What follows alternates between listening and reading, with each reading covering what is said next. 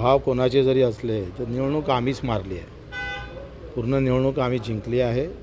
या निवडणुकीमध्ये आम्ही जे काही मुद्दे घेऊन लोकांच्या समोर गेलो, पुऱ्या महाराष्ट्रामध्ये शेतकरी प्रचारात नव्हता, मजूर प्रचारात नव्हता आहे, कामगार नव्हता आहे. आपण पाहतो ही मुद्दे आम्हाला न्यायचे होते आणि ते व्यवस्थितपणे आम्हाला नेता आले. त्यांना निवडणूक आम्ही जिंकलेली आहोत. आता टेक्निकल काय निकाल लागते ते माहीत नाही.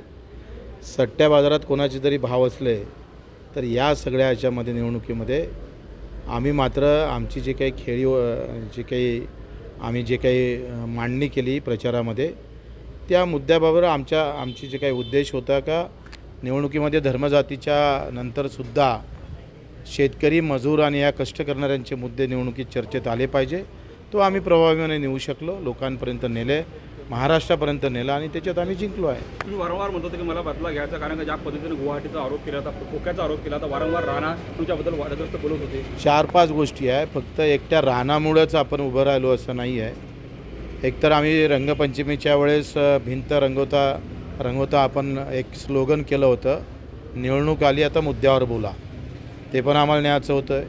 एकंदरीत अमरावती जिल्ह्यामध्ये आमची काय ताकद आहे, आम्ही कशा पद्धतीनं बाजी पलटू शकतो ते अजूनही मतपेटीत आहे, बंद आहे. आणि आज जरी बाजारात ते भाव असेल पण निकाल मात्र आमच्या बाजूनं लागेल याची आम्हाला खात्री आहे.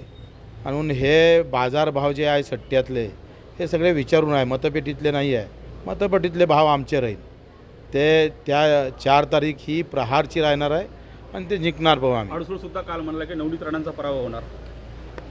आता हे तर तुम्हाला लहान पोराला जरी विचारलं पण ते पण सांगणार आहे का नवनीत राणा यावेळेस पडणार, राणाच पाळणार त्यांना, रवी राणाच पाळणार आहे, त्यांच्याच प्रवृत्तीमध्ये पडणार आहे. आणि हे काही सांगायची गरज नाही आहे. मला वाटते रवी राणानं किमान 2 वर्ष तोंड जरी चूप ठेवलं असतं तरी कदाचित रिझल्ट वेगळे राहिले असते.